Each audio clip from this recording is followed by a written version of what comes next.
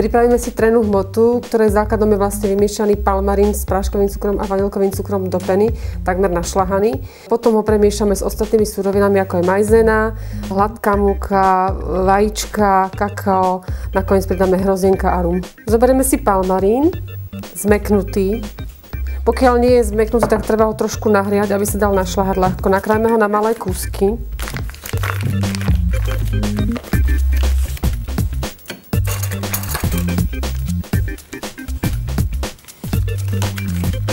Dáme si do nádoby na miešanie. Pridáme práškový cukor.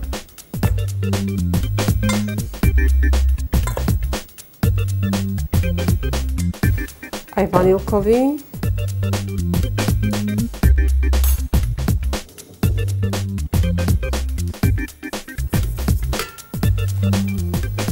A vymiešame.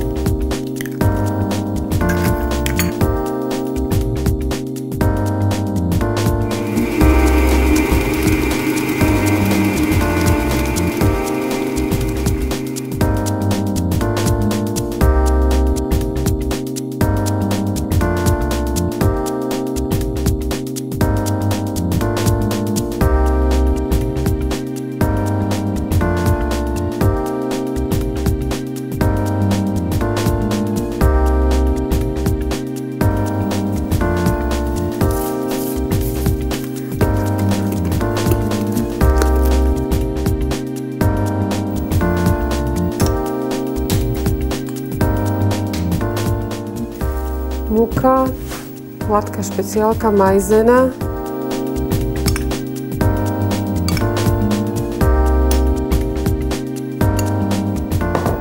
Hrozienka. Pridáme kypriaci prášok.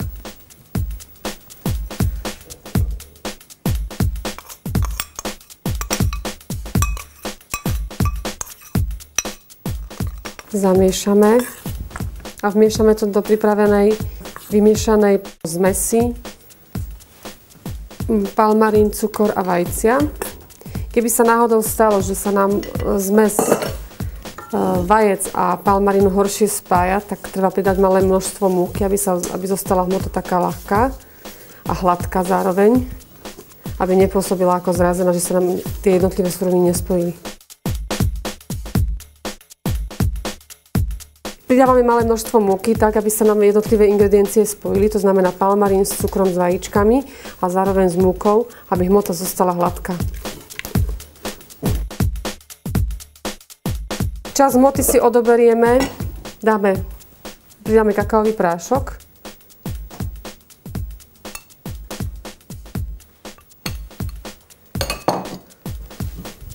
Čím vlastne si spravíme hmotu kakaovú.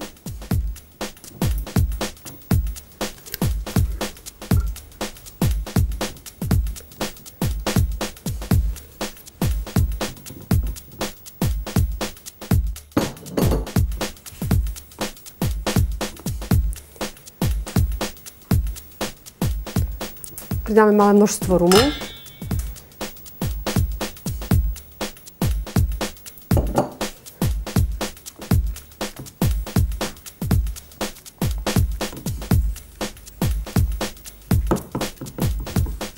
No a takto pripravenú trennú hmotu dáme piecť potom napríklad do bavlkovej formy, alebo na plech ako koláč, alebo do formy na srnčí chrbát.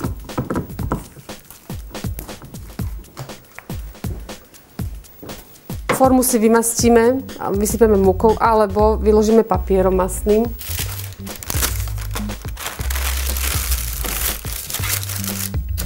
Na spodok dáme bielú hmotu. Trená hmota je hustejšej konzistencie, ale to je typické pre trenú hmotu.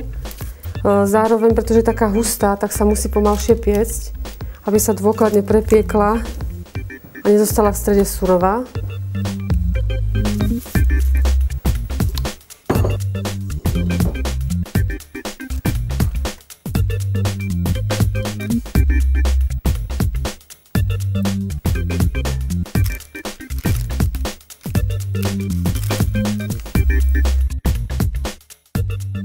Zároveň nám zostane taká mramorovaná, keď sa upečie.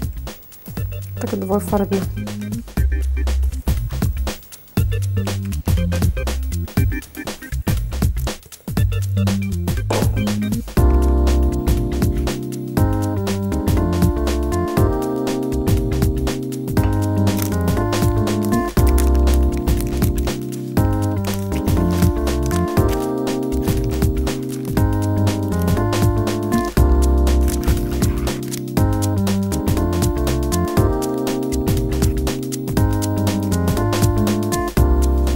Trenú hmotu môžeme miešať aj strojom, aj ručne. Je dôležité, aby sa palmarín s cukrom dobre našľahal, zároveň zostal hladký a spojil s vajíčkami. Ak by sa náhodou stalo, že sa s vajíčkami nespojí, nie je to problém, pridáme časť múky, ktorá ide do celého množstva trenej hmoty a jednotlivé suroviny sa nám spoja na hladkú trenú hmotu. Ďalej si môžeme takto pripravenú základnú trenú hmotu dochutiť nielen hrozienkami, ktoré pridáme do múky. Vždy pridávame do múky, či tam chceme používať hrozienka, pomarančovú kúru alebo iné suroviny. A pokiaľ chceme, aby sme mali mramorovú farbu trenej hmoty alebo treného koláča, tak časť hmoty odoberieme, pridáme kakaový prášok a na rozriedenie kakaového prášku dáme malé množstvo rumu, ktoré zároveň dodá veľmi dobrú chuť trenej hmote. Dáme piecť pri teplote približne 180 stupňov. Peč sa to veľmi pomaly, 34 až 45 minút, záleží od veľkosti, aké formu si zvolím. Ak by to bol plech, čas pečenia je kratší. Ak je to forma ako bábovka alebo napríklad táto, tak ten čas pečenia musí byť dlhší.